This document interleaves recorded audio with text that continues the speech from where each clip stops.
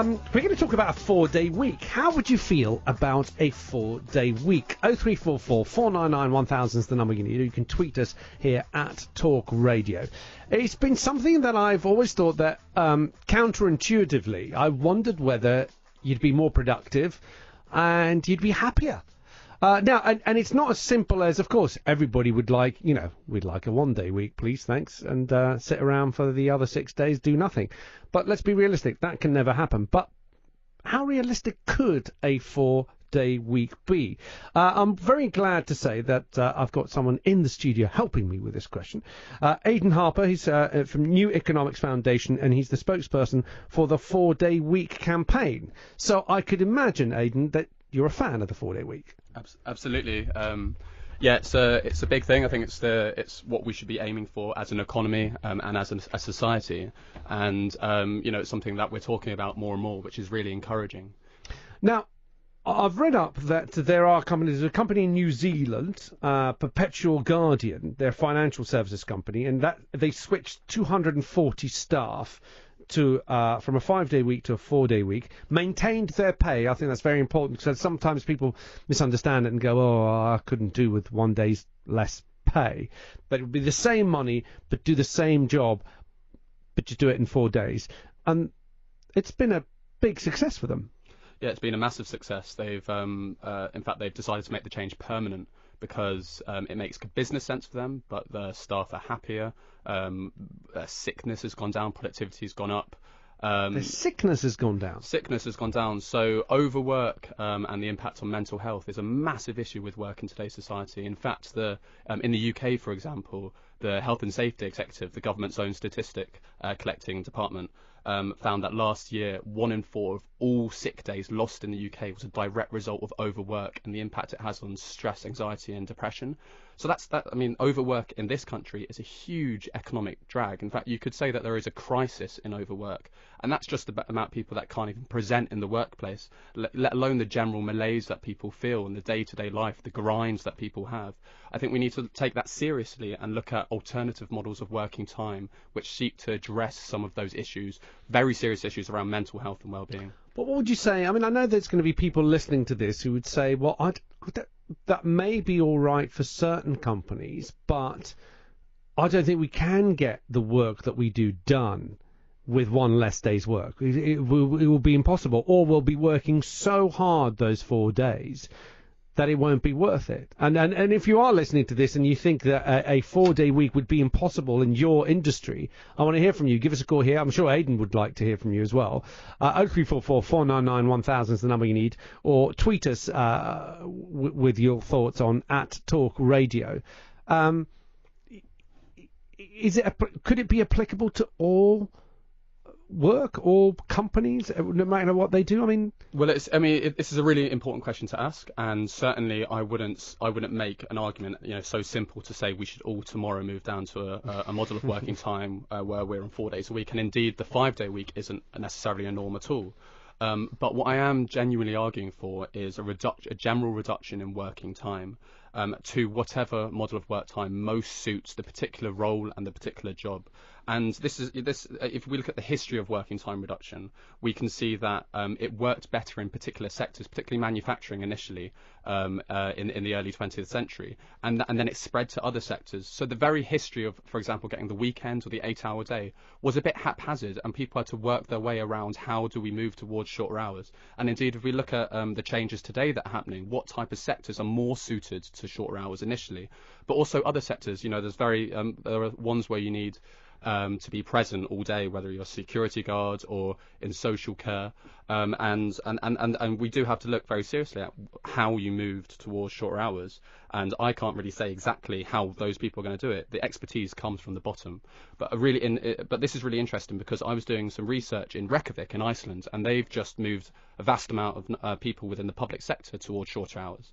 And there were managers in care homes who said, this is going to be impossible. I've worked in this care home for 20 years. There is no way I can take 4 hours off the week. Like, we have to be there for people. We have to, people's lives depending on us being there. It's impossible. But they got people around the table with trade unions, the workers, and the managers in this particular care home. And they found a way to reduce working hours just by figuring out that you could change a particular shift from here to here. You didn't need 3 people on at this particular time. You could have 2. Okay. There are ways of finding out how to reduce working hours, but it takes expertise from the bottom and the top to be able to create that change. Do you think there's any hope of us seeing that in a country like the UK? And I ask this because we see companies, whether they're states or whether they're private companies, certainly in the private sector, they live for one thing, and that is return of investment. It's all about the shareholders, and that has to be maintained. You have to return a positive investment every year. So in that climate where it's all about the bottom dollar, it's all about the profits, would anybody take the risk, or would anybody be able to justify and say, do you know what, we're gonna work one day less? Yeah, again, it's a really interesting question, and we've already pointed to an example, Perpetual Guardian in New Zealand, which made the business case for it and has indeed stuck to short hours, and that's because productivity went up, turnover went down, sick leave went down. But there are other small companies in the private sector. You have Radioactive PR, Pursuit Marketing. These are small organisations who are picking up different models of working time, the 6-hour day or the 4-day week, at an increasing rate. And indeed, we've seen recently the Wellcome Trust have said that they're very seriously looking into moving 800 staff down to a 4-day week because of this kind of business case for it. But then you touched on something a bit more there about the purpose of the economy and the purpose of companies. What's the bottom line about? One of the key things about the campaign is to say that the economy has a purpose beyond just generating more material wealth. Of course, we need to be able to feed ourselves and our kids, pay rent and all this sort of stuff. But beyond a certain point, shouldn't we think about what the economy is for? And indeed, we make the case that the economy should be about creating more time for you to spend with your kids, with your family, with yourself, to rest, to do the things that we were meant to do as humans rather than just work. And that's something we need to openly critique and talk about and say, yes, this is what the economy should be for. It should be for living. You're a dreamer, Aidan. You're a dreamer. No, look, absolutely. I often sort of wonder, is this it? Is this what we're here for? You're here to work, to pay for your life, and that's it. That's your sole purpose in life. And when you get very old and you can't really enjoy that many things that you used to when you were in your 20s and 30s, you can have some time off and wait for the day.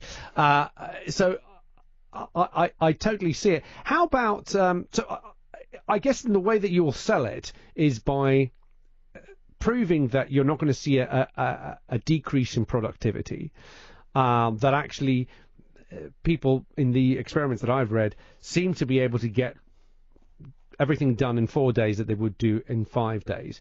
But I suppose, and I wonder whether now is the time. We are seeing on yesterday's show, my regular show, I was talking a lot about knife crime, and we are seeing how, the police, the social services are saying, parents need to get involved. And actually, parents can't get involved. Why? Because they're working. Because actually, with tough times as they are at the moment, putting food on the table is the number one priority, keeping a roof over their head. We've got over 3 million children living in poverty in working households in the UK. And I was thinking whether one of the ways that you can, tackle knife crime, actually, ironically enough, would be a 4-day week, because you have more parent engagement. You'd have an extra day where parents could engage with their kids, that it's not just the weekend, it's a weekday, and that would make a huge difference. Do you think that's an area where the 4-day week campaign really might be an ideal time now to push for that? Absolutely. You touched on something really important there. Our lives are more than just what we do at work and kind of leisure. There's actually really important intermediaries between things like care, things like looking after our kids, things like being a part of society. In a democratic society, you need to be able to have the time to engage with that democracy. In the last few years, you've had a decrease in formal volunteering in the UK. And that's definitely linked to the amount of time that we can commit to it. Because if we're in work all the time, we're either going to be recovering from work or or being in the workplace. But there are really important things about looking after our kids, making sure that that they have present parents, and that's really important when you're a worker who's also a carer. In the UK, this is really gendered as well. This has a disproportionate impact on women. So women do 60% more unpaid work than men. This means that women are more likely to have to take up part-time work or indeed not work at all.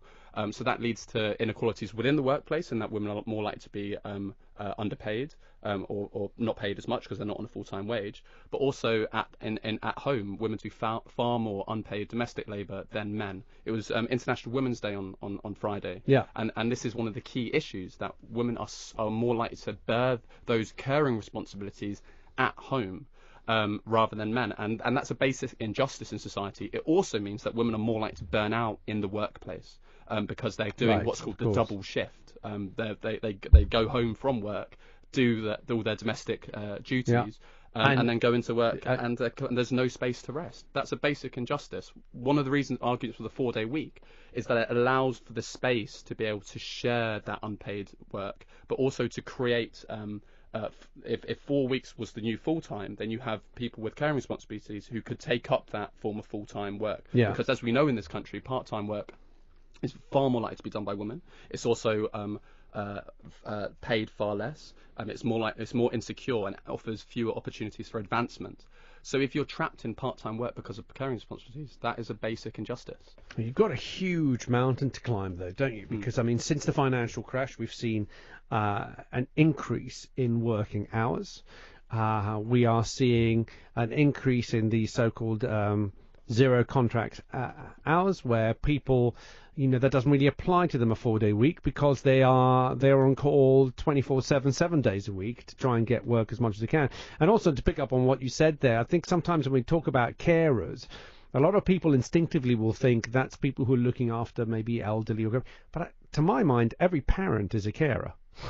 Absolutely. Right. I mean, I've got a 12-year-old daughter. I've been a carer for 12 years, and so has her mum, and we will continue to be so until the day she decides to, leave home. But you have those responsibilities. But it seems that the tide is going away from the 4-day week. It's going towards people working more hours, people taking on more burdens, people taking on more responsibilities. So what do you think needs to happen in the UK for people to seriously start considering a 4-day week? Yeah, you're right. You're right to point out that hours have gone up, but there's also a disparity in hours across the UK.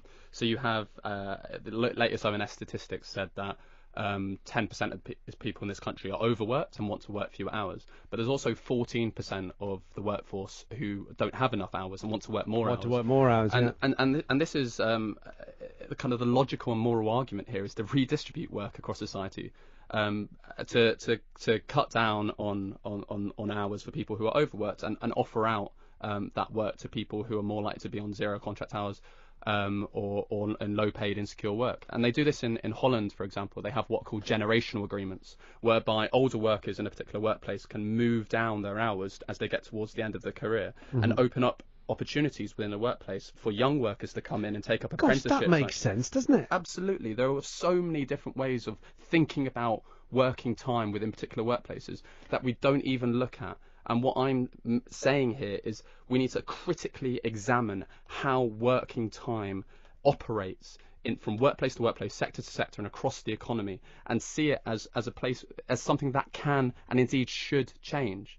It's really, really important we do this, because we think about so many other things, but we just don't. We think that the time in work is something which is natural and inevitable. But it's set. It's set and it's immovable. That's exactly. it. But 9 to 5. History has shown us that it can change, and that we campaigned for it before, and that we will campaign for it again, and it will change. And in fact, we don't even have to go to history to look at that. We can look across different countries within Europe. So you have the Netherlands, Germany, all of Scandinavia work far fewer hours than the UK. But they are more productive, and they have higher levels of GDP per capita. Working fewer hours isn't just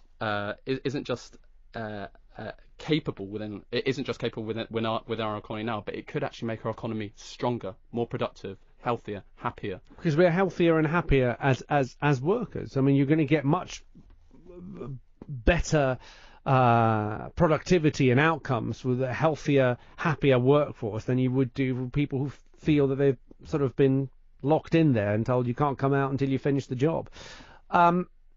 Who is in charge of this decision? Is it the Department for Work and Pensions?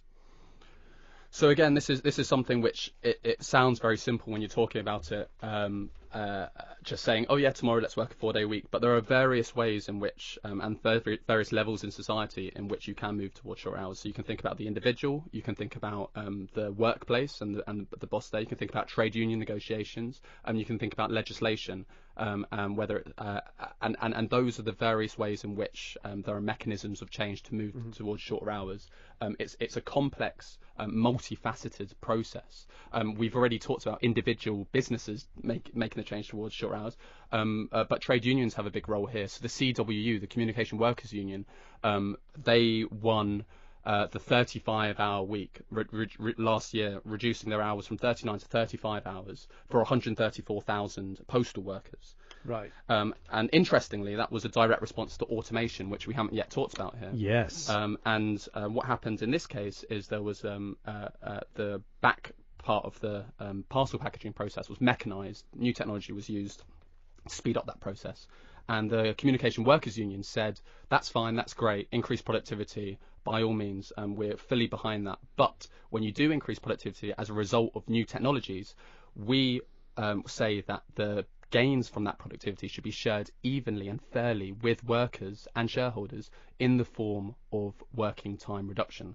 And so they moved 134,000 postal workers from 39 to 35 hours.